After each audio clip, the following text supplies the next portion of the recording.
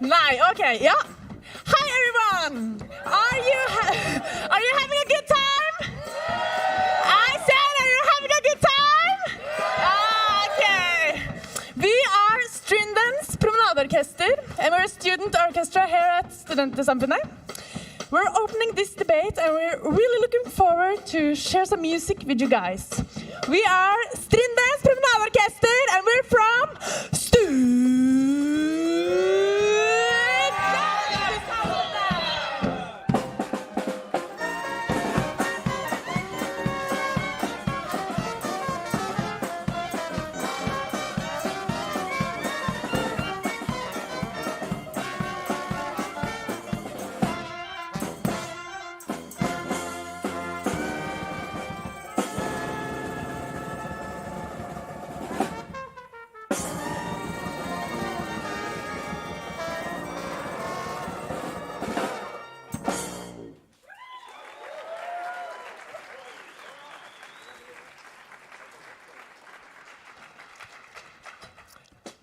That was fun, right? Yeah. That's too bad because we're about to do something really boring. We're gonna play the most boring song that we have. But to make up for it, it's the most lengthiest of them all. So it's a good compromise, I would say.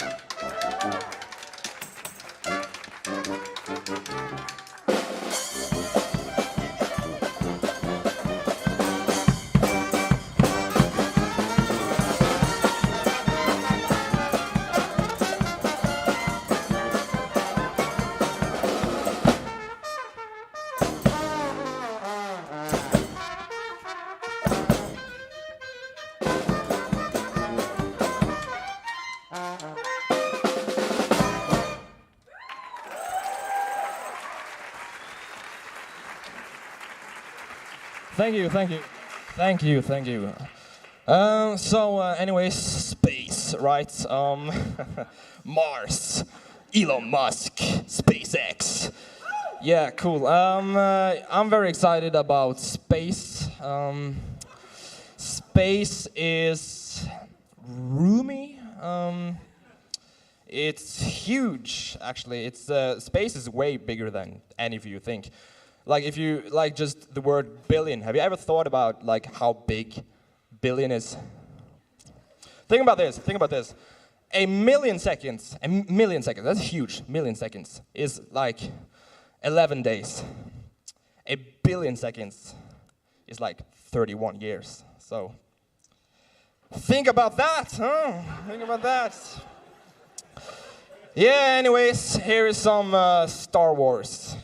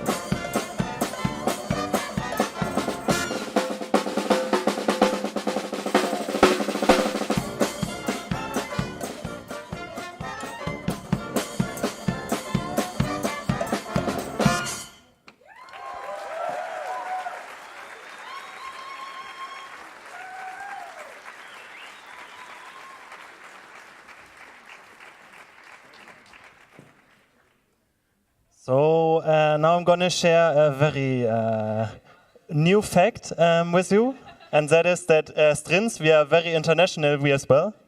So I'm the German. Okay, I'm going to stop with that. But yeah, we're actually a little international as well, and yeah, we're happy to get you guys started. But I think we got one more thing left, don't we? And yeah, that actually fits pretty well to me being German. I have the honor to announce, yeah, a song or a piece by a German composer. It's some time ago, but I think you're going to recognize it. Have fun with that.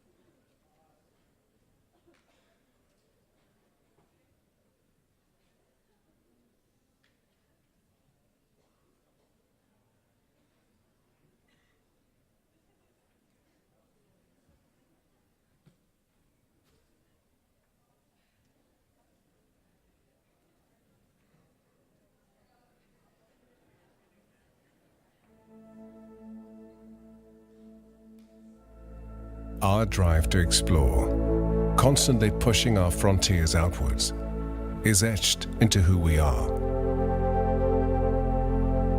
First spreading out across continents, carrying humanity around the planet, and creating a global, diverse species which accelerates our progress and innovation. Together, we are now reaching out beyond the Earth itself, as we learn to live in low Earth orbit and explore new worlds beyond our home planet. Seeking answers to fundamental questions about our origins and our place in the universe.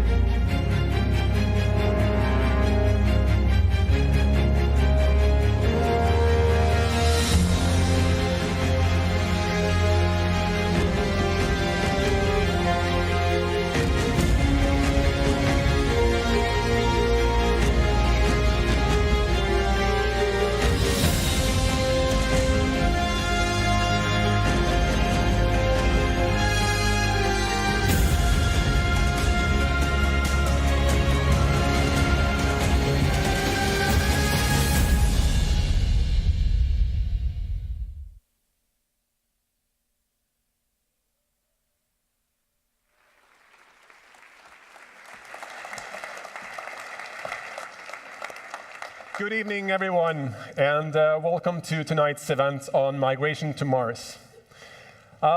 First of all, thank you very much to Strindens Promenadeorkester for an exceptionally relevant performance. Well done.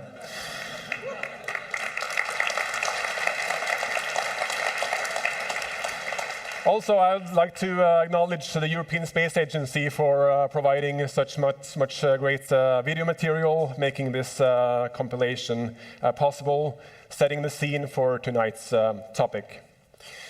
My name is Øyvind Jacobsen. I will be your moderator tonight. I'm really glad to see so many of you here tonight, and I do hope and believe that we are in for 2 exciting hours. We have a very interesting topic to discuss, and we have international experts with a lot of knowledge and experience that they will share with us here tonight in our expert panel, which you will get to know shortly. Before we start, I'd like to just let you know a few practicalities. We will split this event into 2 sessions. In the first session, we will have our experts from the panel giving introductions. We have 4 experts giving 3 introductions. It's 1 joint introduction.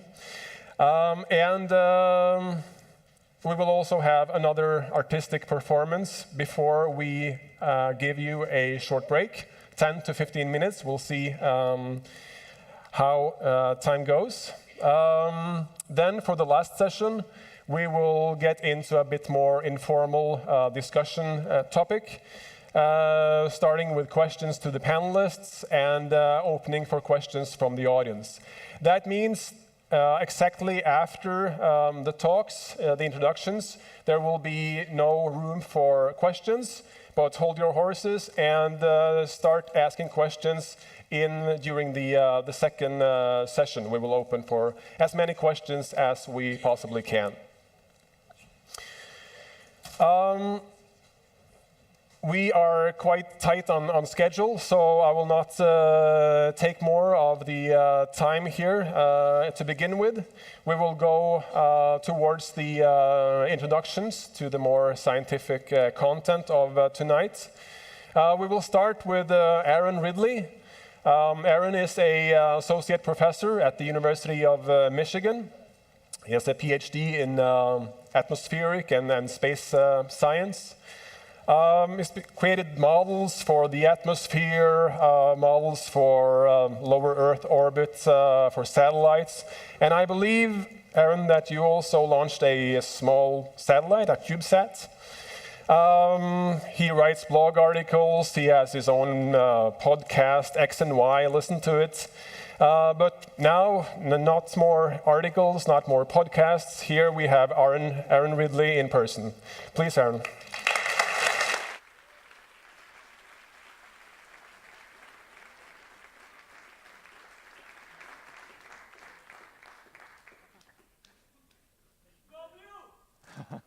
Yes, definitely.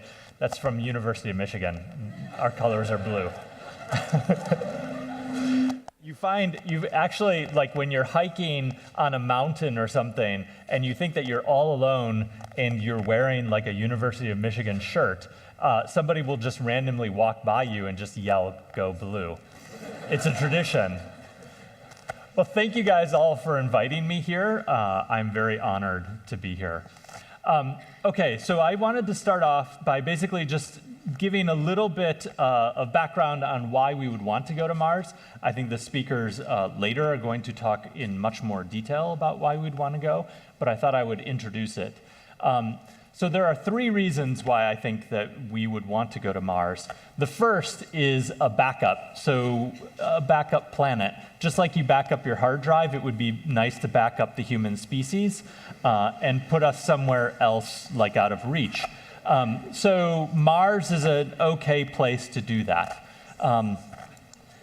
The second is science, which is what we're doing right now. We send a lot of rovers and satellites to Mars, basically just to do science, to understand the geology of another planet, to understand how planets form, to search for life, all sorts of scientific reasons.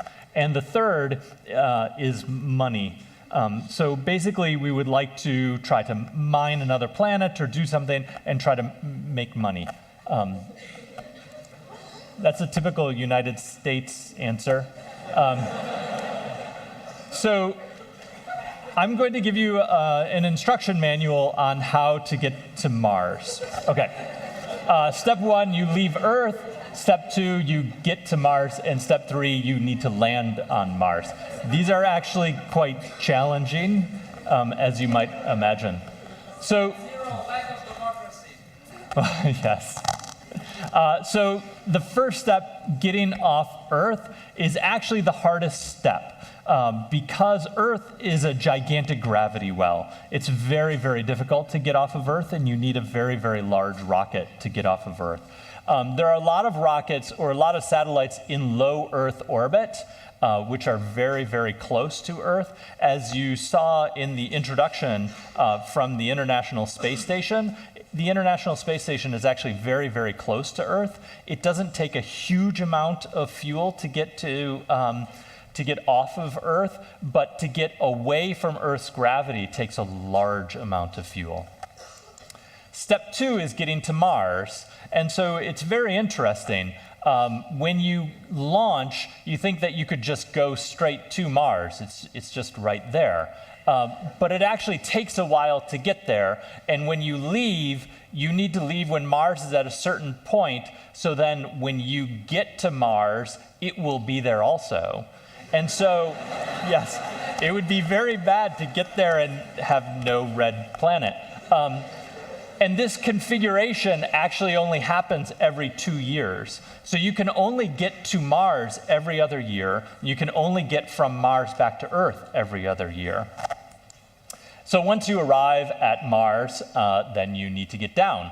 And so there's a bunch of delta V. I forgot to mention. Here, I'm going to put these red bars on basically how much energy, in some ways, it takes to get to accomplish each of these steps. So this is the amount of energy, in some ways, to get to escape Earth.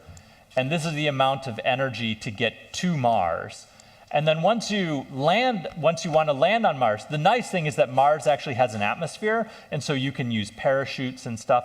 But Mars's atmosphere is not as thick as Earth's atmosphere, and so it's harder to get down to the surface than it is to get down to the surface of Earth. You can use much smaller parachutes on Earth because Earth's atmosphere is much more robust.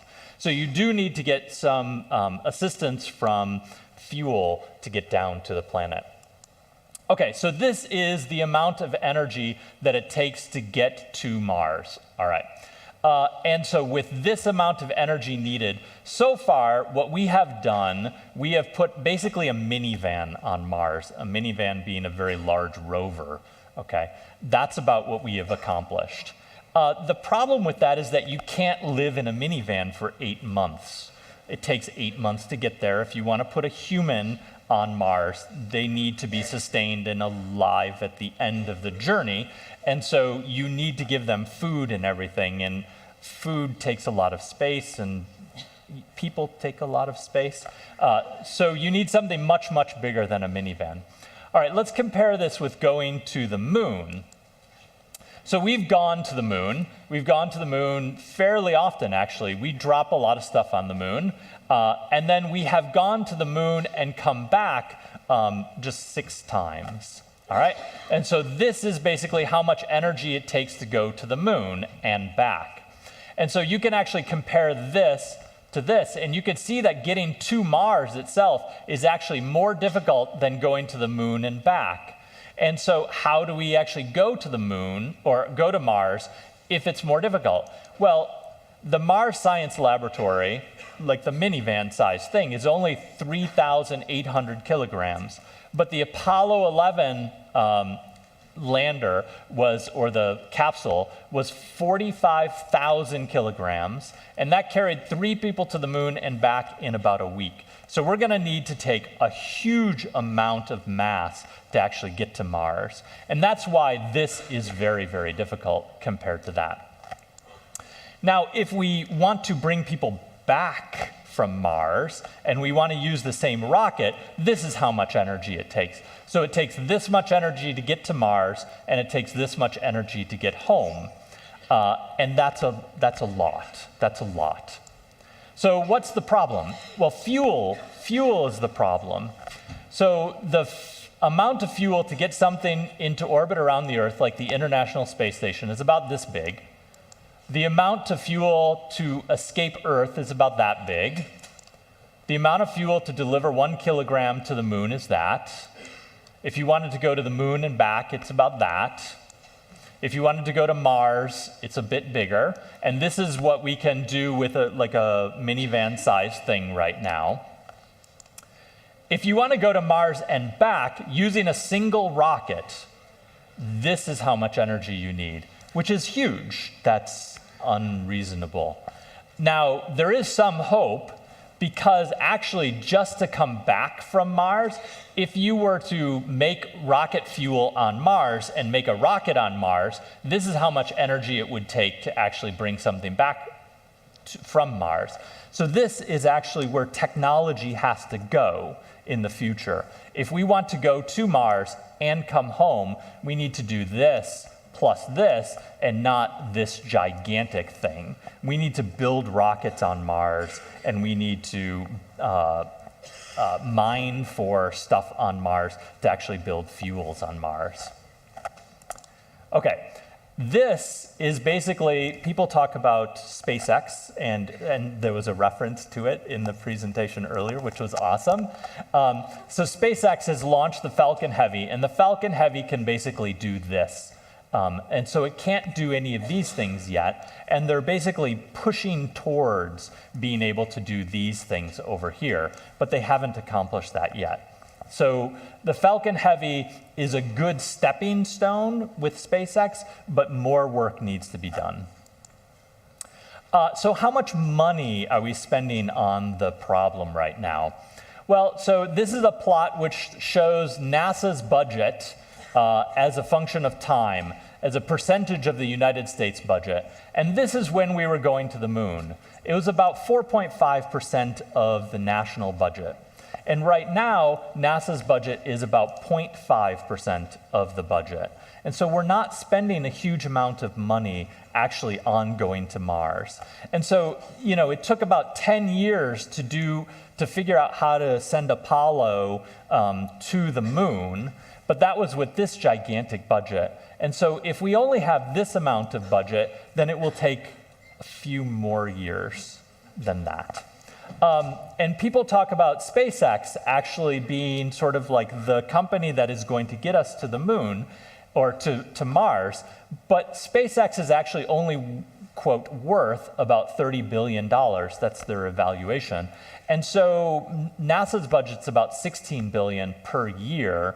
And so they're sort of comparable to each other. And so SpaceX will have to spend a huge amount of money, probably about 10 times as much money as that, to actually move to the moon, to Mars. And that's about all that I wanted to say. So thank you very much for your attention.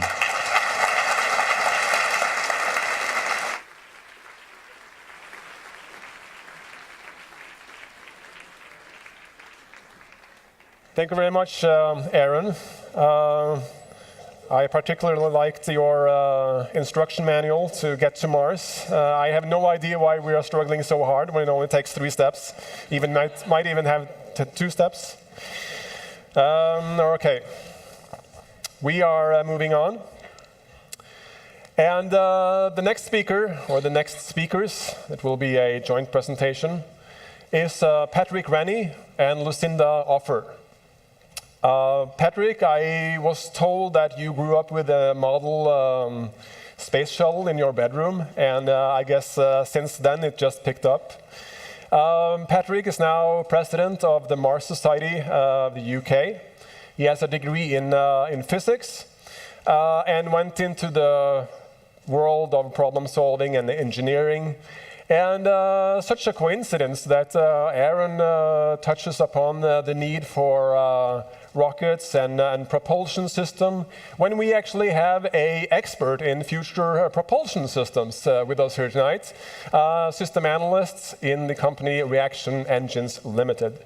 But I will take the opportunity also to introduce Lucinda to you.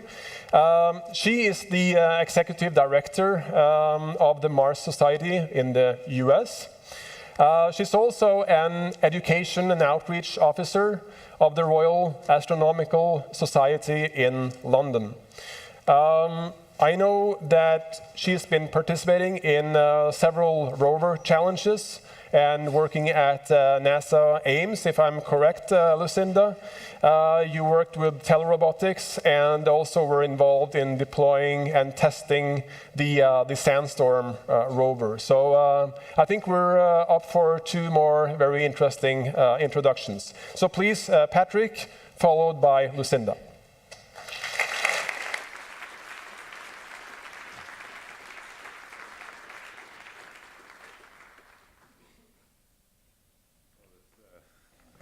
Are we there yet? There we go. Complicated technology, this, 3 buttons. I'll get used to it. So, yeah, I don't know how to follow up on Aaron's expertise there on his in-depth instruction manual to get to Mars. I clearly don't need to treat the topic, so I'm pretty much done. So it's great to be here. Thank you very much. Expert is a nice, generous term, but I'll roll with it. So I'm here to convince you that we have had launches that could go to Mars since 1967 and have had various launches up until now, and we're in a very exciting time coming up. So in the past, we had Saturn V, the Americans, the very famous rocket that took astronauts to the moon. That could deliver, if you take the amount of mass that it could take to orbit, which was 140 tons, a very, very big minivan. It could, in fact, deliver about 30 tons to Mars itself, which is also a pretty big minivan. Now, we had the capability back then to conduct a human mission to Mars. We didn't have the appetite for it, and it was going to take a lot of lessons to physically be able to go. But since then, the Russians, in the 1980s, 1988, they also developed a massive rocket. I don't know how many of you will have heard of it. It's called Energia. And that could take 100 tons to low Earth orbit. And therefore, in very round numbers, it could take 20 tons to Mars. And we've got, even today, Falcon Heavy. This is actually more like a minivan, as Aaron said. 17 tons to Mars. Now, that's all of it. So it would deliver a minivan on the surface because, so with the Mars Curiosity rover that Aaron mentioned, it was nearly 4 tons that went to Mars. Well, the rover itself is less than 1 ton. The other 3 tons were for the lander to actually carry it to the surface. However, in the future, we have 3 massive rockets that are coming up very soon. So Long March is a bit of a way away. This is the Chinese rocket they're investing in developing. It's meant to be ready for 2030. So if you all set your watches, it should be ready soon. And then we have the American attempt from NASA. It's effectively the space shuttle revised without the shuttle. To be delivering about the same capability that they used to back in 1967. This should be ready, it's meant to be 2020. We know how these things go. It might not be 2020. And then for the first time ever, really, we've had this private enterprise take on the goal of putting people on Mars. And so they can take 100 tons, apparently, which would be amazing. I hope we see it. So that's the launch capability, past, present, and future. Who's going?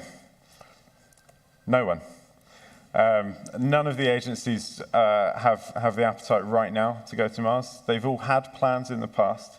ESA have the Aurora program, NASA have something called Design Reference Mission 5. Roscosmos had a mission to Mars proposed as well. However, you can all safely relax because the United Arab Emirates are already on their way. They'll be there in just less than 100 years, so that's good. So my key point here that I want to bring up to everyone is that what we don't want to do is lose those rockets again. Because Saturn V was retired, and since then the Americans have never had the capability that they had back then. It's on its way, but they lost it for a very long time, 1973, I think, I can't remember. No, maybe a bit later. Anyway, long time. And the UK, we actually lost our launcher entirely. We're the only country in the world who developed the capability to launch anything into orbit. And then we put 1 satellite up and have never done it since. just for comparison, by the way, there are 3 countries that I named that haven't done that. They still have launch capability. Iran, North Korea, and Israel. They're all doing much better than the UK. So what I have to say is, if we kept our old rocket, Black Arrow, it was cancelled in 1971. That's almost 50 years of progress that we've lost. Ironically, the UK are now investing in commercial launch, and they will get the capability again 50 years late. So if you don't accelerate the progress, if you don't have a goal to do something quickly, you don't have a goal at all, and you will lose that capability again. So I hope I've given a very brief introduction to what we can do technically. And yeah, thank you very much. I'd like to welcome Lucinda to the stage.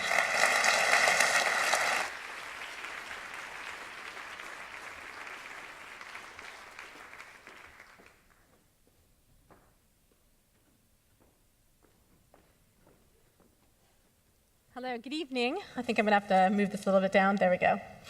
It is an absolute honor to be here. Thank you so much for inviting me to Norway. It's my first time, and I had an opportunity to actually see the Aurora Borealis 3 days ago, and I hope you noticed that I had my hair done in a bit of homage to that. So I've been working with Humans to Mars research and analog research for about 17 years now. And this is a very personal thing for me. I think I care deeply about humanity. And I really want an incredible future for us. So it might be difficult for me to joke about it, mostly because when I talk about Humans to Mars, it has been an ongoing struggle. Since I started in 2002, I've been really interested in Mars since I was 5 years old. It was something that I strove for in high school, and of course went through to study geology at university because I was really interested in the composition of Mars, and I had to learn about what was the composition of our Earth in order to have something to compare it to. So astrogeology and what is Mars made up of, and eventually can we live there? So this is a really important topic for me. And I've had to fight for years this giggle factor of little green men on Mars, and people who would argue with me and tell me that we can't go there. We have to, we have to talk about, we have to agree with the people who live there already and get their permission. So it's just really a difficult thing to actually have to fight that. That this is serious, this is scientific, this could possibly be our future, and for the reason for our own personal existence as a species. So my talk won't be so, perhaps, joke. I mean, it's something that I take very personally. So, in that sense, you may not admit this, but humans are very egocentric, and nothing bad or wrong with that. We are always looking out for our number one, and in some cases, that can be a very healthy thing for us to do to take care of ourselves. And so that's no different when it comes to exploring the celestial bodies in our solar system and looking for another safe haven for us, in wanting to know how it is possible that it's going to benefit us. And I think that's ultimately, what's in it for us as human beings? Why should we go to Mars? That's pretty much the biggest question I get. So let's take a look at that. See if I can get the buttons right. There we go. So humans have come far technologically because of science, but have also just from struggling. And I really believe in struggle and hard work. And nothing worthwhile comes easy. That's definitely something that I take away from a big challenge like getting humans to Mars. So that's the very first reason I think we should go, is just for the challenge, because I think that really creates growth for humanity. So the struggles, challenges, and obstacles that it takes to succeed in life is what makes success that much more valuable. The challenge of getting humans to Mars sooner than later would create growth for humanity, and we learn by doing. And I'll show you some examples of what the Mars Society has been doing since 1998. So we just celebrated our 20th anniversary. But who wants to do that? Who wants to struggle? And then those who know that the end goal will be worthwhile, will be bigger than themselves even, because those people who are working hard for it now will likely not be alive when humans inevitably go to Mars. So I think that's what we are, the Mars Society. We create future Marsonauts who understand that it might be difficult, it will be a struggle, it is not going to be easy, but nothing worthwhile is ever easy. Reason number 2, the science. So Aaron has talked about some of the science. We've been doing this for decades, sending rovers to Mars. And I could talk about all the many benefits that humanity gets from all the offshoot technology that the Apollo missions afforded us, or popularize things like you might take for granted, cordless drills, mobile phones, Velcro, Teflon that you probably used to make your breakfast this morning. Those weren't invented for the space missions. They were popularized by the astronauts who used them. But there are plenty other reasons in science, like we get benefits in medical technology, but also in creating a pathway for humans. That was ultimately the reason we send rovers to Mars. Well, we want to learn more. Basically, we sent a geophysicist to Mars. Most of the rovers that are going there are geophysics laboratories. And so they're telling us about the things that I wanted to know when I was your age. I wanted to know about the composition of Mars. Is it dynamic? What are some of the things that we can learn about Mars to pave the way for humans? So some of the instrumentation on the Curiosity rover, for instance, is the RAD, which measures the radiation levels on the surface of Mars. Can humans survive in that? Of course, at this moment, no, but perhaps sometime in the future, when we can hopefully change the atmosphere or the levels on Mars, warm up the planet a little bit, which is called terraformation, something that I worked on with Dr. Chris McKay at NASA Ames, who was forwarding terraforming another planet. So, even Stephen Squires, and we just celebrated 15 years of opportunity on Mars. He sent the 2 rovers Spirit and Opportunity. And one of the things that stuck with me that he said at one of our conferences was that he expects that humans will follow the rovers. So he isn't dependent on rovers or telerobotics for the rest of science exploration. He wants the humans to follow it. And ultimately, reason number 3 for humanity, the most important thing to me. So many of you may not know this, you're very young students, but I myself was not born early enough to have experienced the moon landings, but I was born in the 70s, which was on the Earth Day, actually the genesis of Earth Day. So also the environment, the Earth is very important to me, and a lot of people say to me, things like, we have to take care of our planet, we shouldn't go off to another planet, or some of my students, because I teach astronomy in London, some of my students say to me, we've ruined our planet, why should we just go to another planet and ruin that one too? And some of the things that I tell them is, well, some of the things that we've learned, the mistakes that we have made on Earth, are things that we can learn from, and perhaps take that to Mars and do something differently.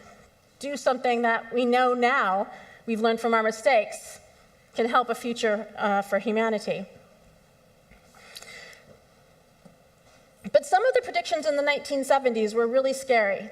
They were very grim, because some of the things that were going on when I was just born was things like overpopulation, and things that we deal with now still. But back then, they thought that today was going to be scary, very dystopian.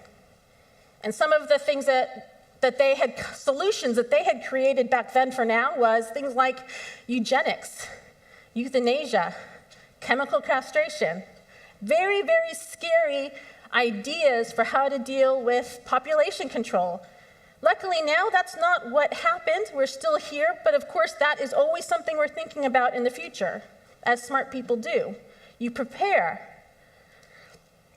So instead of a dystopian or these very grim solutions, I'm obviously here because I want a better solution for humanity. I want a future in the stars. And one of the things that President of the Mars Society of the United States says, Dr. Robert Zubrin, do we want a Star Trek future, or do we want a Soylent Green future? And Soylent Green was a very grim tale of humans eating humans without their knowledge because resources had disappeared. So remember that nothing worthwhile is easy. So I get that, and I think our own existence is worthwhile. Thank you. Okay, so do I have time for one more thing? No, I don't. Okay, sorry. Thank you.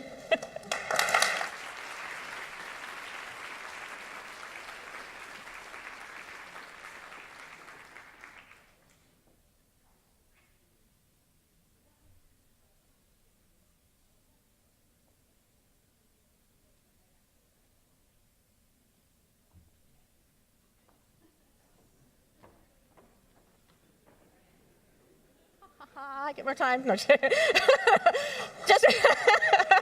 oh, thank you. So just to show you really quickly what we do with the Mars Society, we have 2 HABs, one in the Arctic and one in Utah, and we send crews of 6 to simulate living on Mars, and they do physics, astronomy, geology, so we also do scientific research. Here's a couple of Marsonauts in their simulation suits.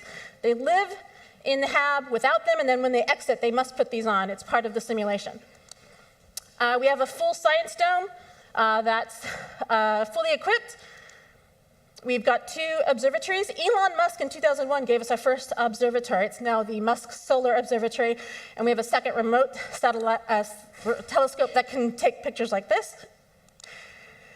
If you become a crew, if you want to apply to become a crew member at the Mars Desert Research Station, we do have television crews that visit us, so you may be on TV. And this is our greenhouse. We have rover challenges in Poland, India, Canada, the United States, and these are huge 50-kilogram rovers. This one took place in Poland. This is one at the Mars Desert Research Station, so you can see how big these are, and this one is a bit in action. We get hundreds of applicants from many, many different countries, and it just gets bigger every year. And we're going to be having a European Mars conference coming to London, so if you'd like to come and visit me in the UK, that would be wonderful. Thank you again.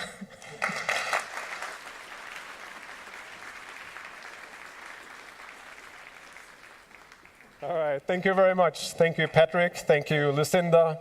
And thank you, Lucinda, again. All right, so we're moving on to our last expert in the panel this night. We are moving on to Casey Dreyer.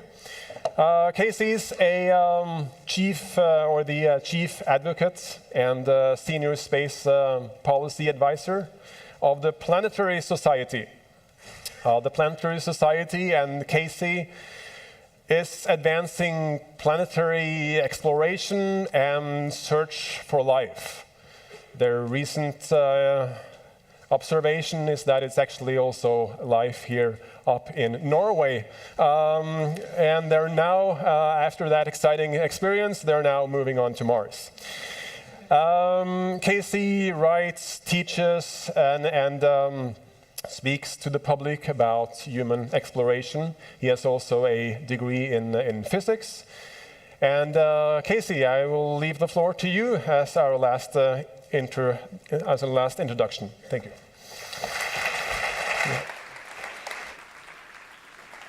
All right. Hello. Thank you for having me here. I'm very excited to be up here in Norway. Happy that there is life. I would have been very out of luck getting off the plane otherwise. So we've kind of set the stage in the last few talks about some of the practicalities of getting to Mars, some of the ways that we need to think about how we get there, how hard it is. But for this talk, let's just assume that we figured it out, that we did it. And now we're looking at establishing a long-term settlement on the surface. And in the spirit of this conference this year, let's talk about what would migration look like going to Mars? What would the demographics, who would go? So before we go into this, I just had a quick review. You've been probably talking about this a lot this week. Why does migration happen on Earth? People study this through migration systems theory and a bunch of other ways. And of course, this is a very broad brush, right? But these are some of the external incentives that people have to migrate, to pick up their lives and move from one place to another. Obviously, the economic opportunities is a major driver, particularly moving from less developed economies to more developed economies to have more opportunities. Then, of course, we talked about this a couple days ago, climate change and environmental changes, political factors, disruption, warfare drives people out. You also have migration happening aligned with social networks, family bringing in family, cultures that you're familiar with, finding ways to ease that transition in. And then also just a couple of things to consider also, what limits migration, right? Yeah, monetary and physical cost of travel. Not everyone can afford sometimes the thousands of dollars or the thousands of miles that you need to go. Political limitations on whether you can come legally into another country. Cultural differences and related with bigotry and other issues that prevent and provide big challenges. So this is how it works on Earth. Mars, however, I will argue, is going to be completely different. And the set of incentives are going to be almost the inverse of what drives migration on Earth. And this is actually what I love about conferences like this and bringing in space to talk about it. Space allows us to take an issue that we're familiar with on this planet and abstract it out and look from a slightly different perspective and see what kind of insights that we can gain from that. What does that tell us about the human condition? And by the way, I'm using a very romanticized image of migration here. I'm very aware of this. Space history itself is chock full of romanticized concepts and allusions to expansionism, particularly the Western frontier in the United States. That was how they sold the space program back in the day, and that's how a lot of people still think of it. And we need to start to move beyond it and particularly consider who gets to go and what happens when they get there. So, let's start with some assumptions. Let's say Elon Musk pulls it off, right? He figured out how to land, he got his big rocket, he's on the surface, and this is all things that he has stated. I'm using his concept because no one else has really jumped into the fray to really specify how they're going to have a colony or a settlement on Mars. So I'm using his numbers. This is what he presented at the International Astronautical Congress a couple years ago. 1 million people is what he argues, is what you need, just 1 million, round number, for a self-sustaining settlement on the surface. I'm also assuming that getting there will be safe, reasonably safe. They'll have an established infrastructure, so you won't die immediately when you get there. I'm going to assume, and I disagree with Dr. Ridley here, that there is no significant export or economy available back to Earth on Mars. There's nothing there, and I'll talk about that. And this is from Elon's own numbers. He says to get there on the SpaceX plan, make it affordable, only $250,000 a person to get there. Okay. So, and actually I had a late-breaking update. This is from 2 days ago. The number is, sorry, early adopters, you missed the chance. It's now $500,000 to get there. So this is still something, my emphasis here, he's still talking about this. The prices are going to fluctuate, but let's, $250,000 to $500,000 for a ticket. Okay, so assuming that, to live in something like this is the ultimate fantasy, right? This is everything working out the best it possibly could. These are the factors that I argue will drive the demographic composition of migrants going to Mars. The first being the cost of the trip, the second being the lack of economic incentives to go, and then, of course, the practical needs of actually having to maintain a settlement on Mars so you don't die. Let me address these three real quickly. This, I think, is the most important aspect that no one has really started to talk about. And this goes back to that core question of who gets to go to Mars. And if the tickets cost $500,000 for it's functionally a one-way trip, because you have to have a long wait, as Dr. Ridley talked about, to come back, you're really limiting yourself to maybe the top 1% or couple percent of wealth in the entire world, right? And as we know, this plot here is plotting the distribution of wealth by deciles, and then where in the world most of the populations in the regions represent that wealth, right? So no surprise, North America represents generally the most concentration of wealth in the entire world, followed by Europe. China's growing. You can see the big middle class, but really higher upper class is also growing. And then kind of a mix between Japan, Australia, and some of the other islands in the Asia-Pacific region. So people who can afford the trip do not look like the rest of the world, right? It's not an even representation of what the world looks like. But those are the only people who can afford it. And this is a prediction from Credit Suisse. About 55 million millionaires or more by the year 2023. That's roughly the time Elon Musk is talking about starting this effort. So your entire population of people who can even possibly afford a $500,000 ticket is only about 55 million people out of 8 billion, right? Again, heavily focused in North America and Europe. And as we know, of course, there are significant racial disparities in wealth in those countries and regions as well. Second issue, Mars doesn't have anything Earth wants. There's nothing valuable on Mars. Sorry to break it to you. Unless someone is really into dusty rocks, then I have a planet for you. Mars doesn't have tectonics. It doesn't concentrate ores, so there's no main lines of gold or molybdenum or any other rare earth metal, so to speak. It has iron, and it has dust, and it has nothing. There's nothing valuable on Mars. Nothing makes sense to go there and bring it back for how hard it is to get there and back. So there's no economic incentive. So the people who would be moving to Mars, unlike most mass migrations in human history, will not be moving to improve their financial outlook. They will actually be accepting probably a permanent reduction in their quality of life, particularly because they're millionaires, right? So you're asking a millionaire to move to a place where they don't make any money and they're laboring and they don't even have a nice soft bed, much less a flight to Hawaii to go on vacation for the week. So that fundamentally changes your incentive structure. And then, of course, the migration flow will be completely and utterly controlled by SpaceX itself. They will have a monopoly of access to any Mars settlement. And they will be able to tightly, you can't have unlicensed migration to Mars because no one else literally has the capability to get there. And you can't stow away on a spaceship. So it'll be tightly controlled by a single private company. And most likely, they will be selecting people based on their practical skills. Highly skilled laborers would be required, highly skilled, highly trained, and highly educated people in order to maintain the life support systems, medicine, like botanists maybe from The Martian. And so you're asking even more to slim down that population of millionaires to say, move to Mars, labor all the time to barely stay alive, and don't make any money while you're doing it. So this, again, goes to the question, who gets to go when you have a colony? And this is a question we all should begin asking ourselves, even though this is a long time away.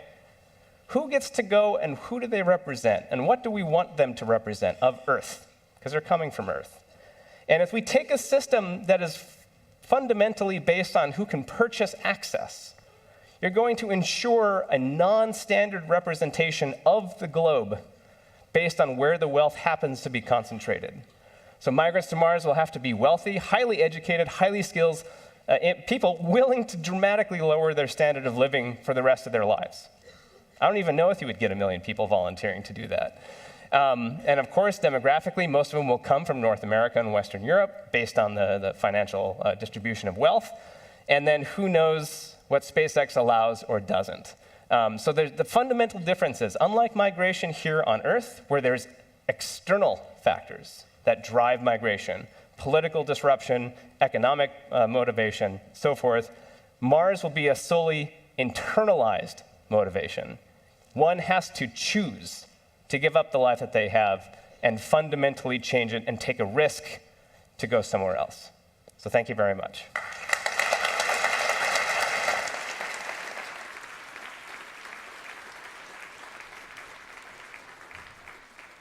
Thank you very much, Casey. They're very interesting reflections. And I think you've all done a great job for setting the scene for the discussion after the break. We are getting close to the end of this first session. But we do have another expert group, actually. These experts, they come from the internal theater of the Student Society here in Trondheim. So I will very soon give the podium to today. I will remind you that we will take a 10-minute break. A 10-minute break. That is, we try to meet each other again here about 7:20. Okay, so that's it for the first session. Please welcome the theater group of the Student Society here in Trondheim.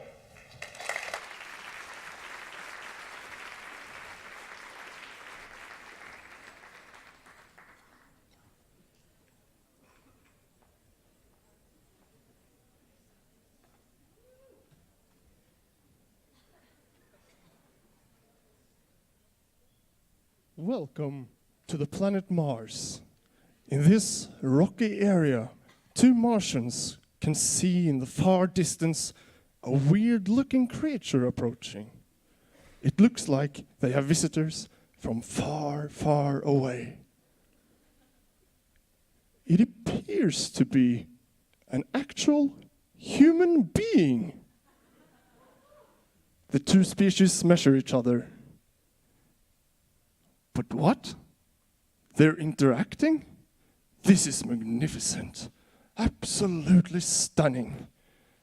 They seem to be communicating. The Martians wonder why the human walks so weird. The human reply that they are in space, and that this is how humans walk in space. The Martians clarify that this is Mars and not the moon. The Martians asks the human why it is on Mars.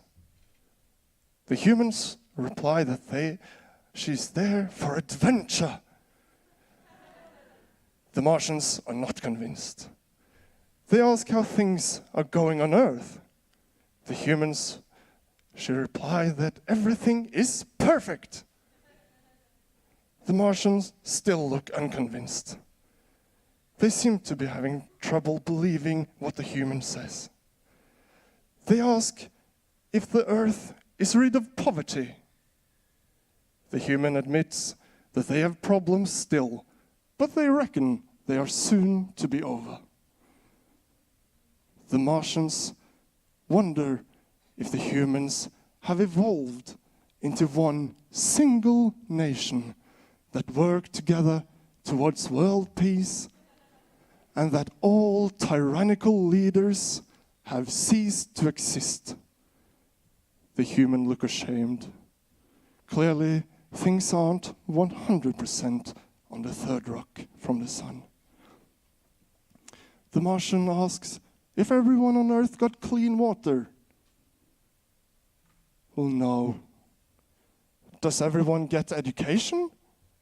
No. Have they stopped developing new weapons? No. Gender equality?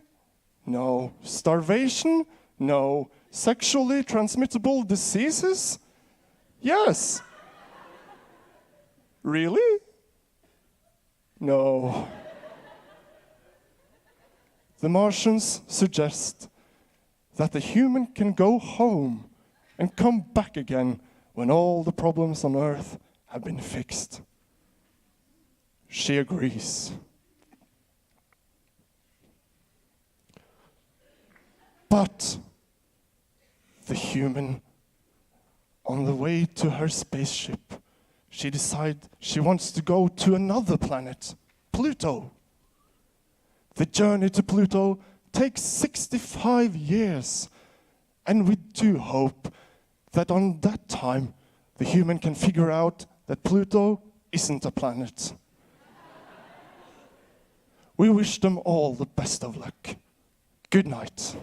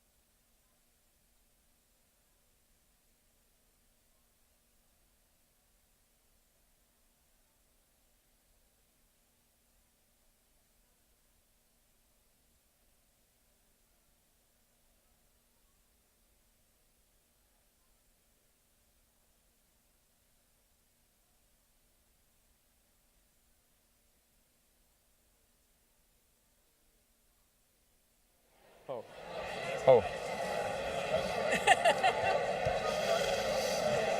All right. So I take it we're back again. And you are back again. Thank you very much. We were getting dangerously comfortable in our couch here, but we will now move on to this second session. A bit more on the informal side, discussion. We will start with some questions, answers, comments here on stage.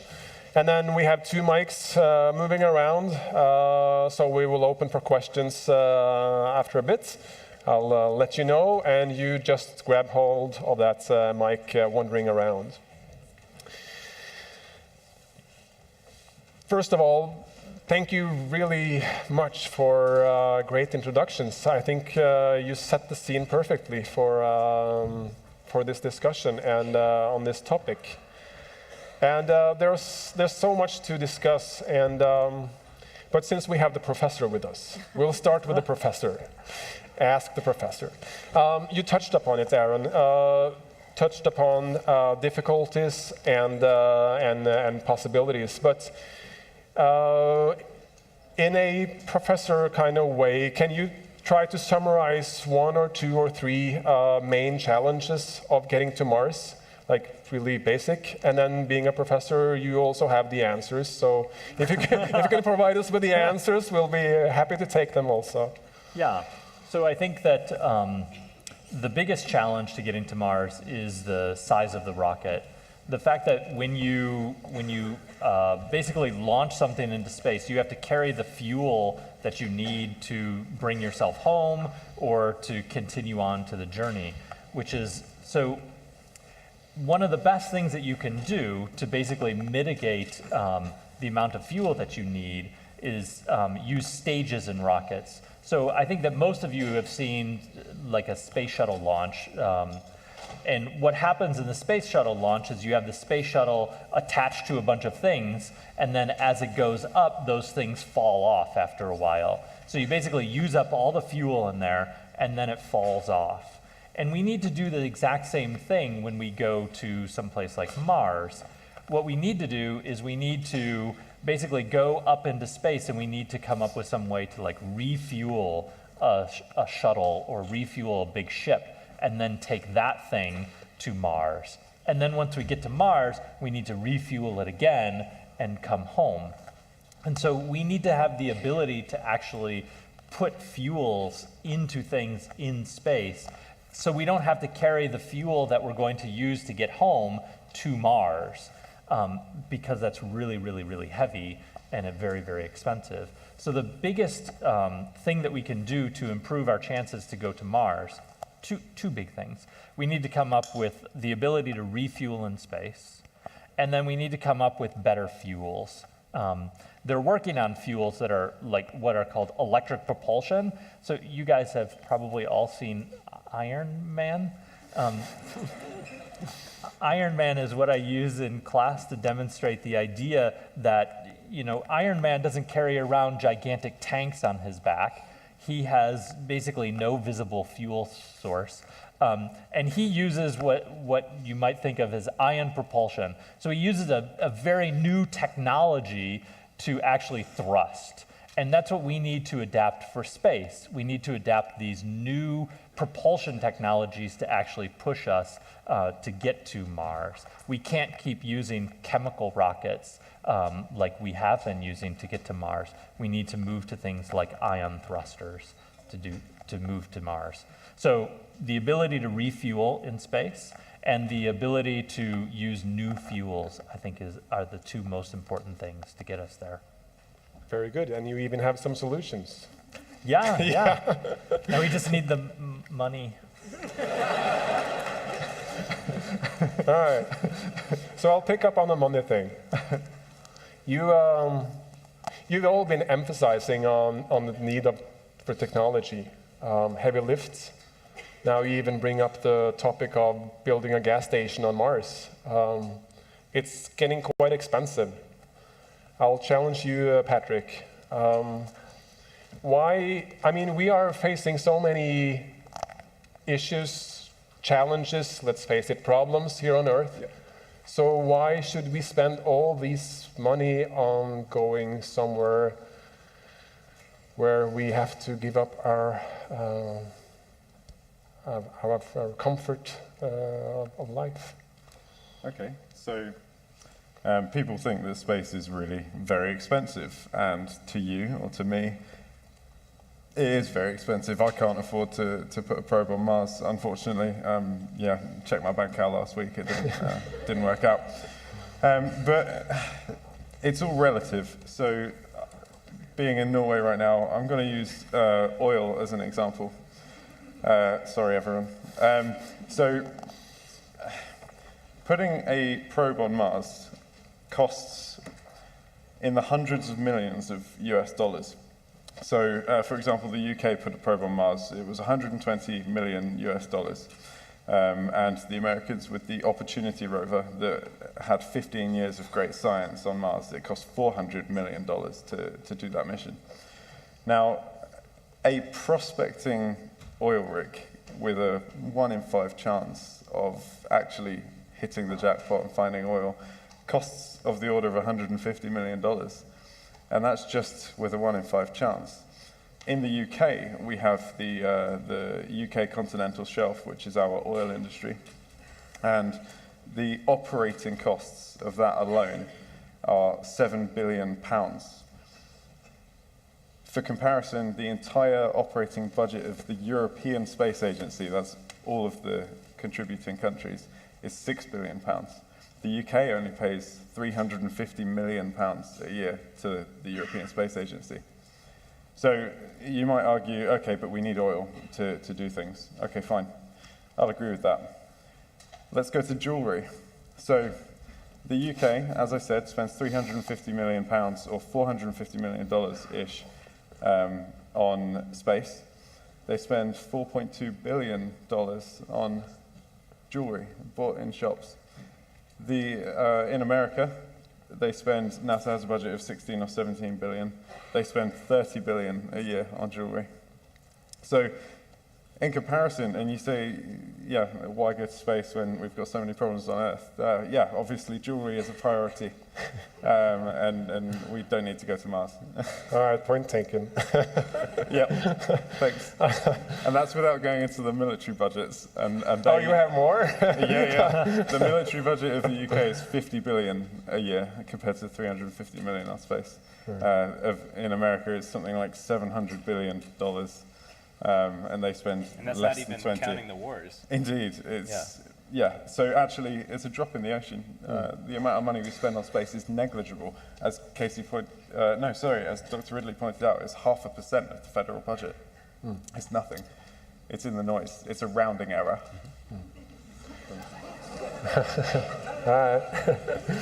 But still, it's a lot of money. But point taken. But since it's on, let's face it, on the expensive side at least, you point out, Casey, that it will only be the rich guys going. The ticket will be costly.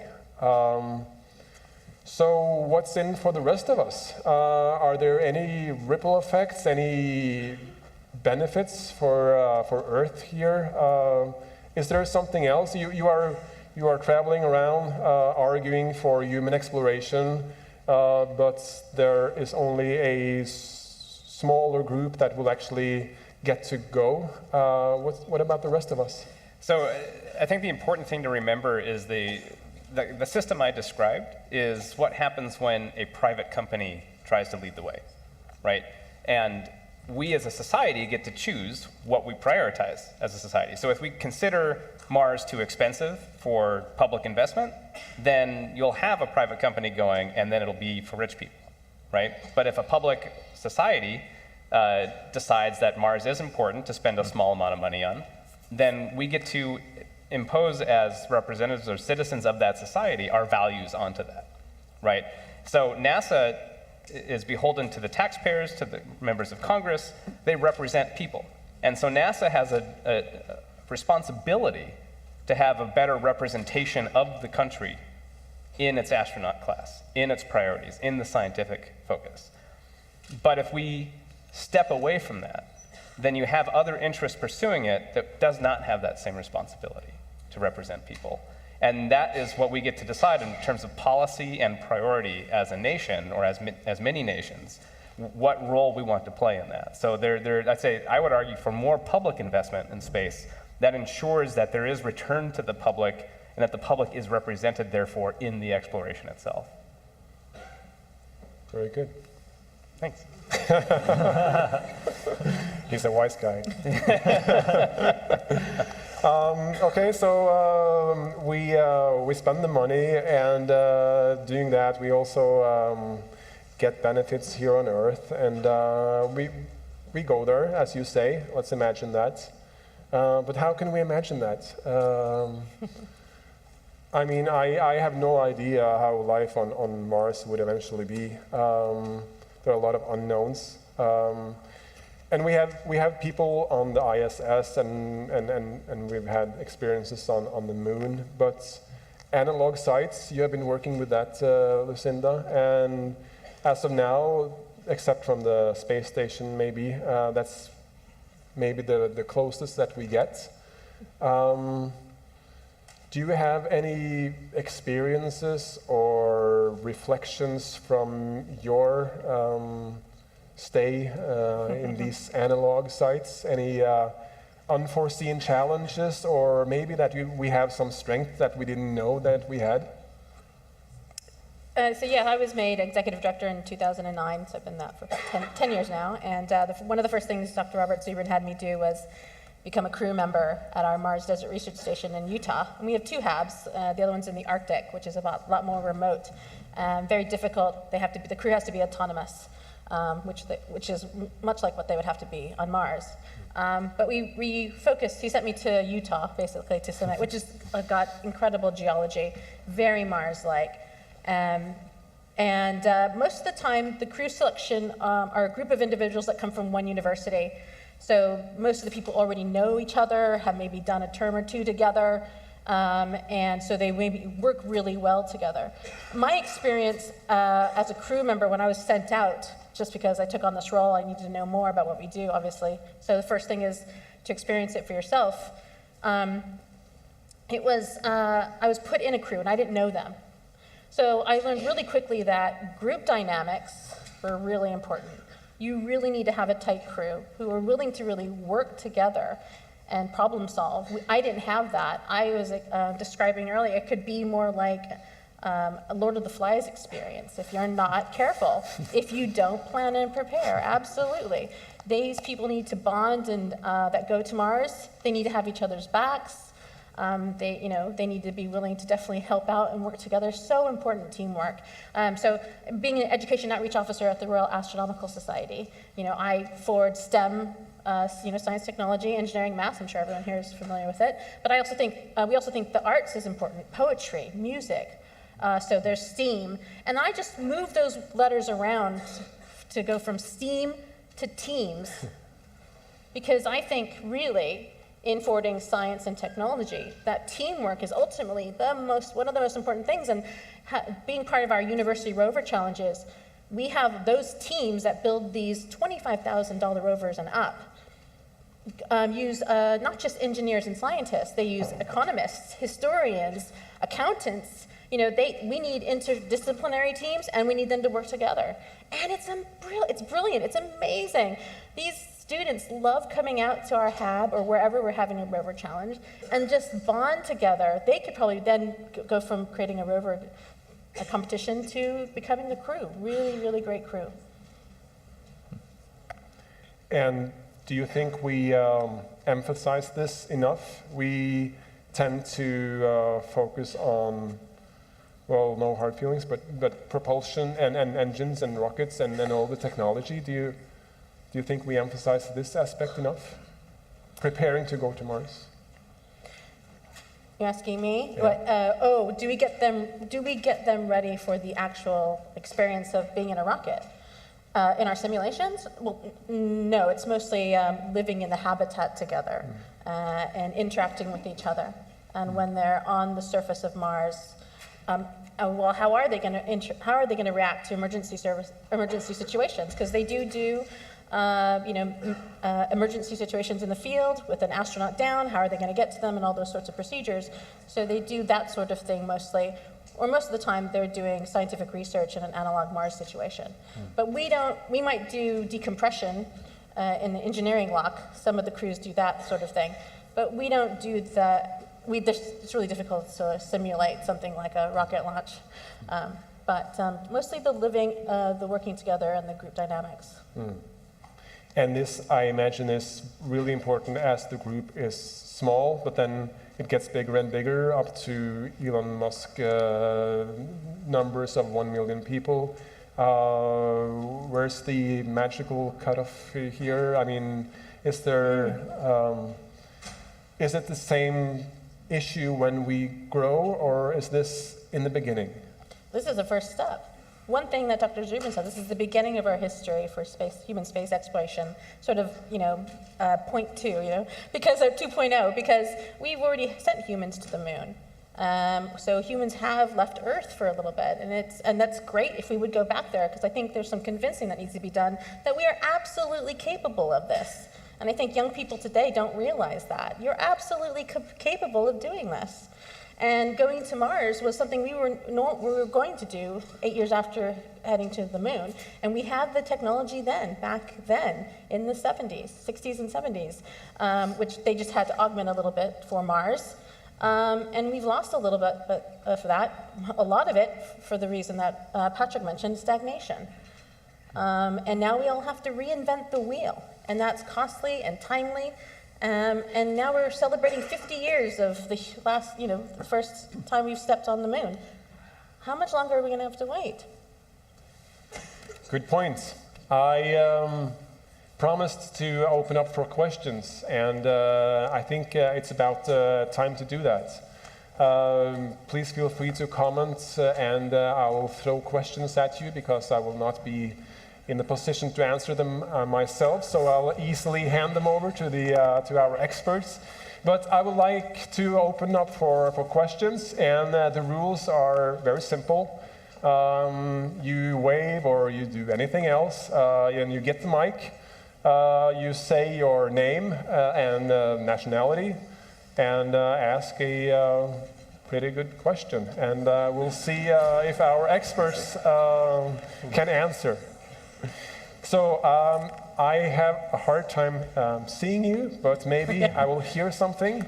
And hopefully we have a mic going around, and I will step a bit away from the spotlight. And I see already here one hand, but where's the mic? I see the mic. All right. Very good. Okay, please. Hello. Thank you very much, firstly, for your great contributions and presentations. It was really insightful, and we loved it, I guess. Was it Dr. Ridley? I'm sorry? Yeah. So he spoke of like the fuel, the energy that we need, and the cost. And then, was it Mr. Casey? Yeah, and he spoke of like how a very small number of people could go to Mars and everything. I mean, with all the insights that you gave us, and I mean, I kind of took you two as like more passionate to going to Mars.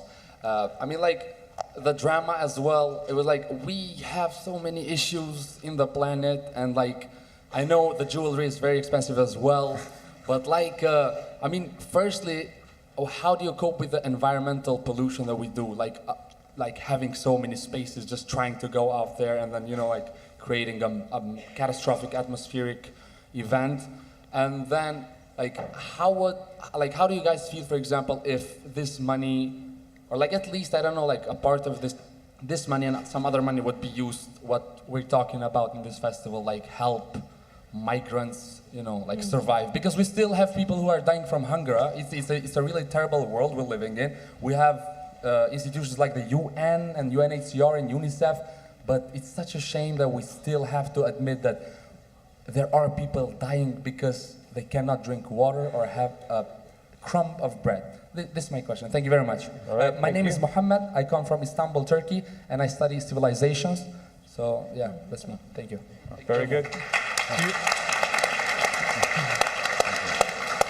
do you want to address the question to any one of our experts? I wanted I'm sorry, I really forget your names. From the Mars Society, was it? The UK and the US, both of them? Like, they were like more Lucinda passionate and Patrick. going. Yeah, sorry. Thank you very much. I'm passionate too. I want to go to Mars too. Well, I mean, you can provide an answer as well to that. I mean, like, I'd love to hear from all of you. Thank you very much. Thank you, Mohammed. Okay, I'm going to start off by saying the founder of the Mars Society International, Dr. Robert Zubrin, he has a common response to this question because it comes up all the time.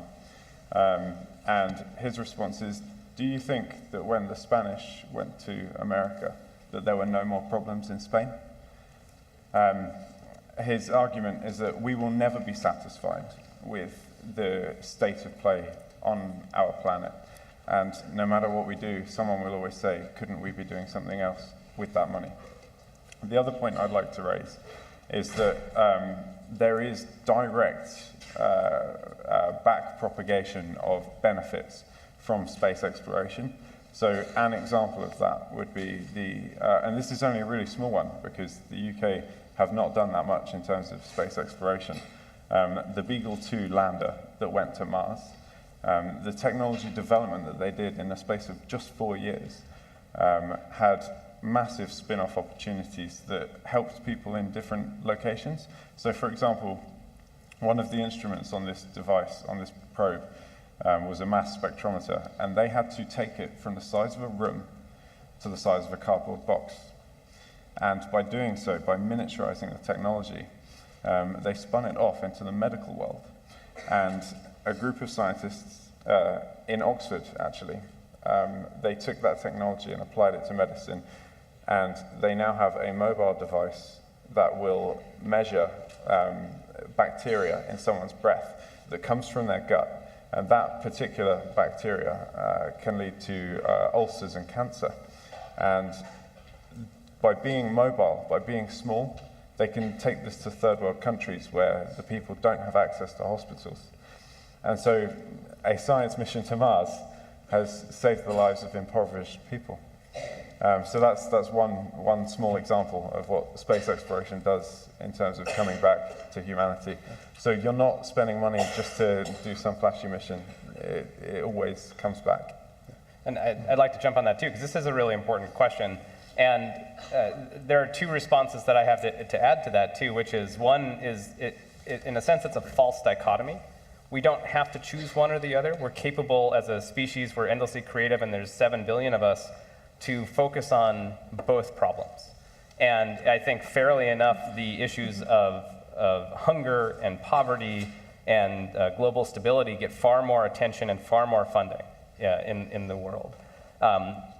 Money, if NASA disappeared tomorrow, for example, that money wouldn't then go towards poverty programs. It would just not get spent, like that, in terms of how governments work on these things. So it's, in a sense, things like the space program are these, they take a small amount of overall spending and they invest it in something that is fundamentally and profoundly optimistic, which is inspiring to say what is out there and how do we organize ourselves peacefully to work together. And what can we learn from that? One of the most successful examples of this is the International Space Station. The International Space Station was the union of two former Cold War rivals, the United States and the Russian Federation after the collapse of the Soviet Union. And one of the most important aspects of that was that it helped keep workers in Russia from the aerospace, rocket engineers, and other capabilities from going to work for rogue states, basically, to work in arms race, nuclear development, and so forth. It kept them involved in something peaceful, something profound, and then also it created a union of cooperation between the United States and Russia, which continues today, even in increasing political ups and downs between the two countries. They have a shared common goal of peaceful cooperation in space. So there are these broad international, and this is actually a critical thing we didn't discuss today, was the role of international collaboration, which is one of the kind of the most profound and practical benefits from joint efforts in space. It's so complex, it's so expensive, it's so difficult that only by working together can we achieve something. And the act of working together, to me, is one of the greatest practical benefits of the space program.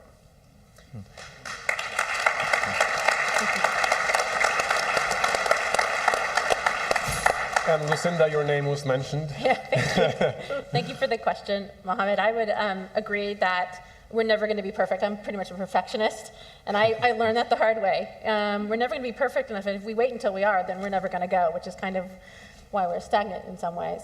And also to speak to what Casey mentioned, it's like making a contribution in any way. I mean, we've got countries like India who are making a contribution. They're not a very rich country, but they're making a huge contribution to this. This gives them an opportunity to sort of lift themselves up and become part of it, a team player in all of it. And I just think, I know.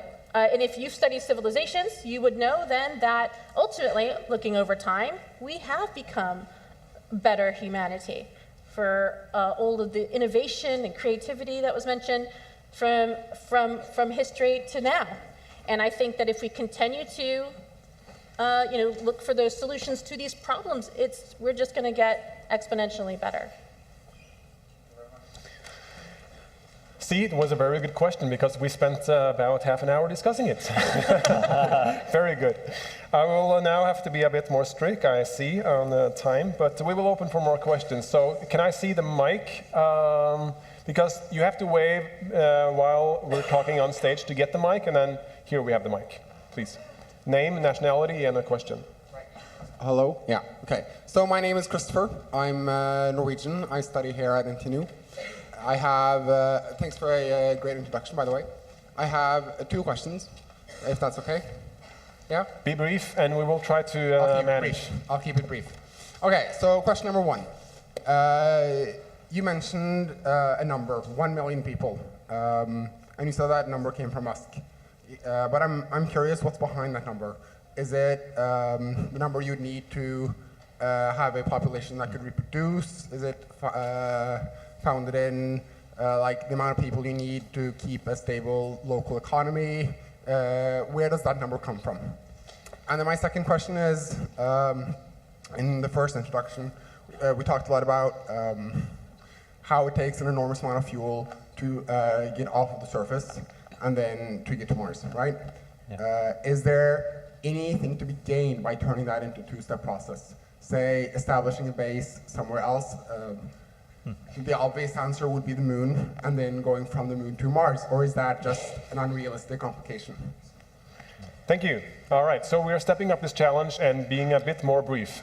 First, 1 million people, sweet number, round, but something else? Elon Musk just pulled it out of the air. It sounds like a good number to have a self-sustaining colony or settlement of that doesn't depend on Earth for its industrial base. So no one exactly knows where it came from, but it seems like a good round number. And 2-stage, yes, yeah, 2-stage propulsion system and fuel. Yes.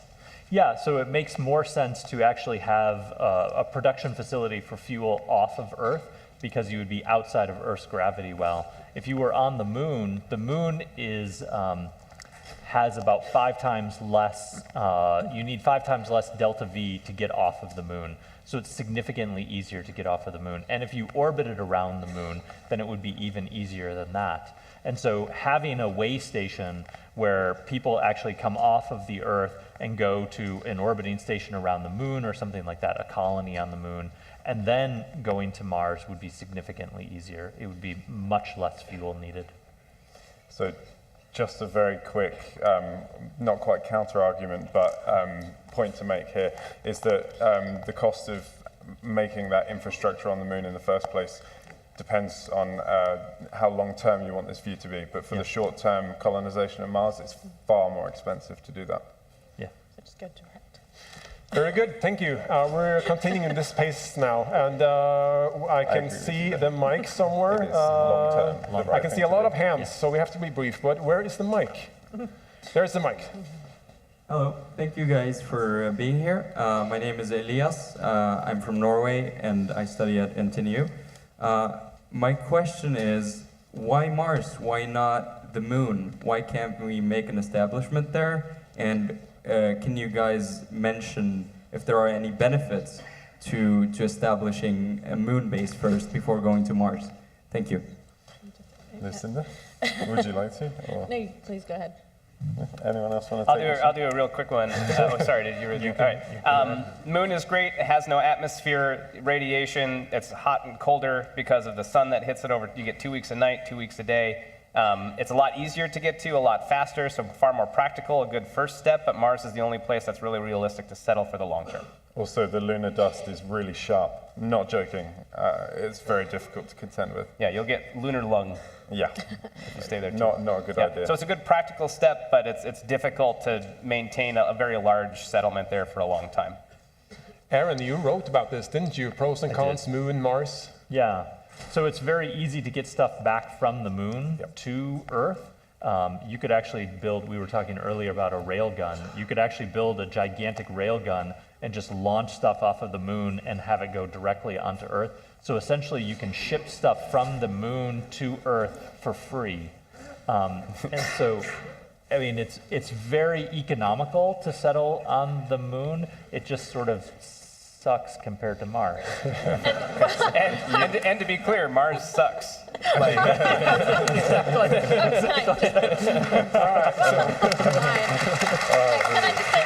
So let's stay there. So let's stay. All right, Sorry, really quickly, so one of the projects I worked on was terraformation of Mars over 1,000 years, which is a long time. But ultimately, we think humans can survive on Mars with just a suit and an air tank. Once we thicken the atmosphere, and Dr. Ridley might know more about this, obviously. It's definitely a first step to probably more difficult goals, and it's one that we think will be easily obtainable with all the experience we already have from going to the moon. And also, at some point, Mars is going to be in the habitable zone, so Earth isn't going to be here forever. That's one of those extreme ideas that comes across. So, at one point, Mars will be warm enough for us. So that's why, mostly, the reason that we chose Mars. Yep.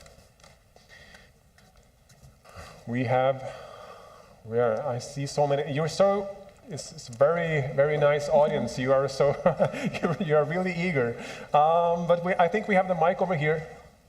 Yes, please, go ahead. That's on.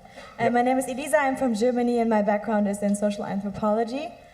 I have a question. Well, first of all, I wanted to make a short statement. I didn't really like the example of the Spanish going to the America. We all know what happened afterwards, and it wasn't a part that we can be proud of in history. So my question actually goes to you, to the guy from the I forgot your name, I'm sorry. Casey is your first name, but I forgot your last name. So, from the Planetary Society, I'll say that. Okay. So you were speaking about the question, who gets to go to Mars? And I think this is that's given in this setting that we weren't discussing whether or not we should go to Mars. We just made this assumption. So within this setting, we asked the question, who should go to Mars? And given this world, which is very, very unequal, and given Elon Musk, who is basically the heteronormative male white embodiment of some kind of prophetic savior of humanity. I'm wondering how these debates shape how you speak about these questions. Are social scientists involved? Who's involved in these debates about who will get to go to Mars? Thank you. We have to step up the pace to allow a couple more questions. Thank you. That's a hard question to answer in 30 seconds. But this is what I was trying to raise with my talk was that this is something that is an active area of debate, particularly within the public sphere. And that's my real message, is that when the public sphere steps back from these decisions, the private sphere does not have the same responsibility. And this is why we have public investment in fundamental science and research, that we have a way to direct that as citizens and as have it represent our values more. And so definitely at NASA and I'm sure at other government space agencies, that's definitely a thought. Most of those, frankly, aren't thinking about long-term settlement at this point, and they're really focused on just getting there, doing more of an Antarctic base station, kind of cycling out scientists at a small habitat for a few years at a time and coming back. And that would be made up of basically a highly trained astronaut corps, which has over the years gotten far more diverse and representative of society. And so that's where those are. Big picture stuff, that is definitely not in the conversation right now because it doesn't have to be, as you pointed out, right? So it's what happens when people are allowed to do things under their own interests without necessarily having the public interest as part of their mandate. Very good. Mike? I can see hands. I can see many hands. And there we have one, I believe. Please go ahead. Everyone. My name is Had, and I come from Pakistan. I actually have 2 questions, and they are targeted to the entire panel. You will be allowed 1 question. I'm really sorry, but we have little time. Okay, so I'll mold the question. So, since Mars does not have the magnetic field, how do you propose that the people there would be actually safe from the radiation? And then, since it does not have the magnetic field, and because the greenhouse gases are escaping into the atmosphere, how are you actually gonna maintain the atmosphere there for the humans to survive?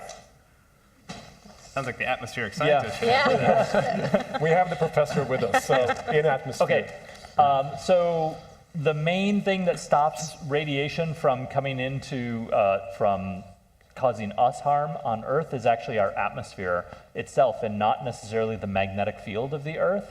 The magnetic field can divert low energy particles, but very, very, very high energy particles that goes right through the magnetic field and comes right into the atmosphere. And we have this nice, thick, robust atmosphere above us, and that stops the vast majority of particles from coming in and irradiating us.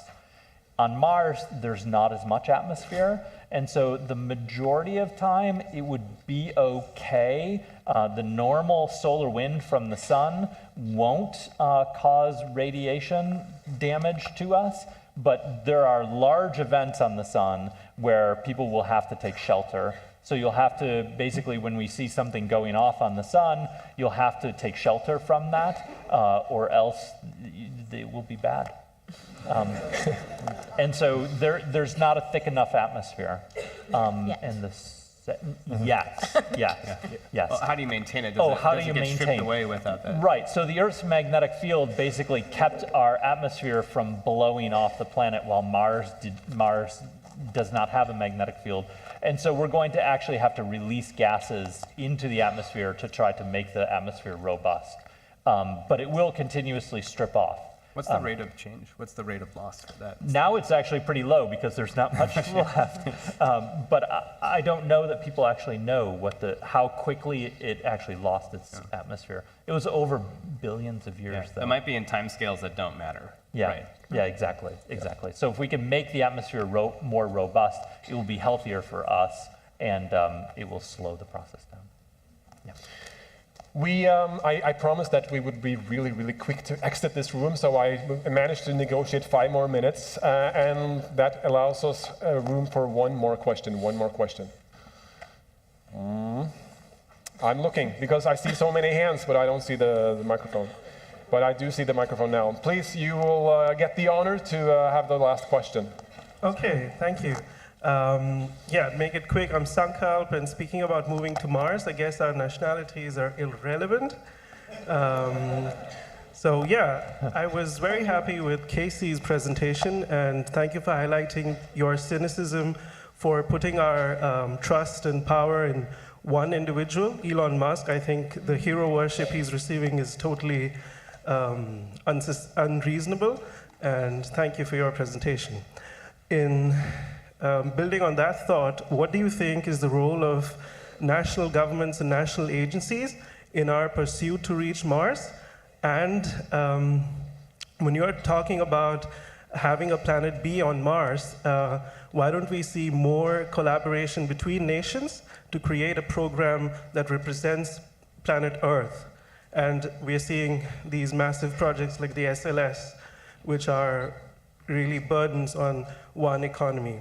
So I'd like your thoughts on that. Thank you. Yeah. So I think this is the importance of having public investment in space flight. And so this is the interesting question. That the first question we got was, why is it worth public investment? And this is another good answer to that, because if someone else is going to do it, we won't have a say in it as the rest of the public. And I think you do see a lot of cooperation between international space agencies. You're seeing that with the moon. You're seeing that particularly in the International Space Station, which is a perfect test bed for doing a larger project. And there's been discussion of joint missions to Mars with Russia and the USSR back in the day, with the US and other nations, with many other nations. It's kind of assumed it'll be an international effort. The difference is, in a sense, by being responsible to the taxpayer, there's a certain amount of limitation that space agencies, there's a little bit of a fear about getting too far out there, right? They don't want to incur taxpayer irritation or wrath because it sounds like, what are we spending this money on?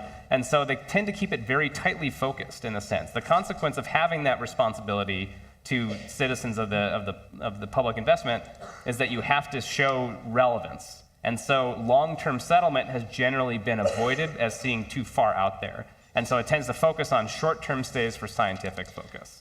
And does anyone else want to weigh in on that? Yes, I do. So there's an organization at NASA Ames, some of my colleagues started, called Blue Marble Space. And it's just so that when we go to wherever we go in the solar system, we're not going to plant anyone's national flag. We're going to plant a humanity flag, a flag with the blue marble with our Earth on it. So it encompasses everyone on our planet and not just one nation. And the second thing is, I agree with you about Elon Musk. It's a bit unreasonable. However, that's what we need. We need leaders to step up, as someone to lead us. We were banking on NASA, and 50 years later, look where we are at. So in some ways, the Elon Musk, the Bezos, all of those leaders are helping push us forward. And even though sometimes he can be unreasonable, that might help us, give us that boost. Yeah, they have the freedom to dream big and say ambitious things without having that responsibility to keep it real, in a sense, or realistic.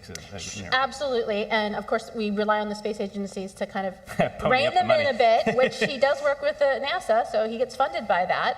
And I have a lot of faith in humanity. I have a lot of faith in our young people, that these are things that we're going to be able to overcome and solve. I'd like to just round that point off by saying Elon Musk has never said that he will be conducting the colonization mission to Mars. He's providing a transport infrastructure. Yes, it has a ticket cost, just like a train. It will be agency that will be the colonizers of the planet, and therefore you can bank that it will be more representative.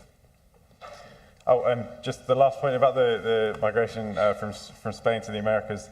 Thankfully, there are no indigenous people on Mars.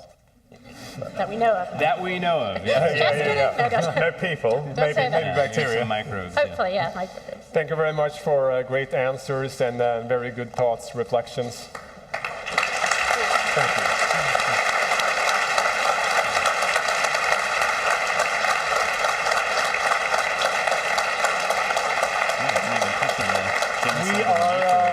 We are getting close to the finish line.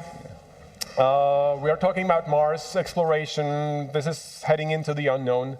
And I think each and one of us have difficulty grasping what it will be like. But what we may argue is that we're going into a period which is arguably the most exciting period within humans' exploration, space exploration, since the 60s, 70s.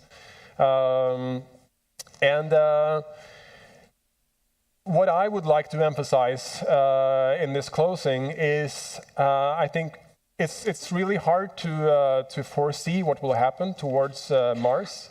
But I am quite sure, what I am quite sure of, is that we will have some side effects while we go there. And I would like to emphasize two side effects. The first one is Earth benefits. Because I believe that the journey to Mars will contribute to our life here on Earth. Personally, I have the privilege to be involved in research and development within life support systems. We're trying to use biology for regenerative life support systems in the long term for long-term space travels, using plants to grow food, clean water, and oxygen. And I believe this technology and this know-how has the potential to contribute to food production here on Earth. One of the buzzwords within this topic is resource utilization. And we take resource utilization to the extreme when we aim for long-term space travel. But it's also the right word here on Earth. Try to use as much as possible and try to throw away as little as possible. You have mentioned a lot of other Earth benefits, and the list is very long. The other important side effect that I would like to emphasize is international collaboration. Mars is difficult, and I know that Lucinda, she has this point that when we face a challenge, humans tend to step up to it and work together and overcome the challenges. And I know that there are so many challenges here on Earth, and this audience, you come from a lot of different countries and you have first-hand knowledge about all the challenges that we face here. And I do agree that we should face them. I also am a bit worried that we kind of too often tend to start discussing, fighting, just thinking that someone else will fix it. And we really have to step up to the challenges that we have here on Earth. But aiming for something really difficult, something that is almost impossible, history tends to show us that we can step up to the challenge and really start working together. And that's what we really have to do. We have to fix this international collaboration and take it to the next level. ISS, the International Space Station, has been nominated for the Nobel Peace Prize. The reason, there are many, but international collaboration is one of the main reasons. While there have been discussions and fights here on Earth, people have been collaborating in space.